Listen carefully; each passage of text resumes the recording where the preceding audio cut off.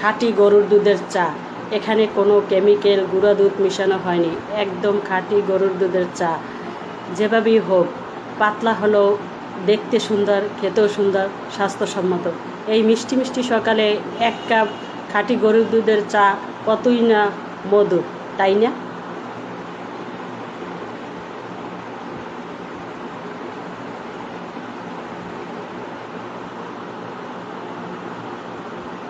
ইস্পাহানি মির্জাপুরি চা দিয়ে গরুর দুধের চা আমার খুবই পছন্দ।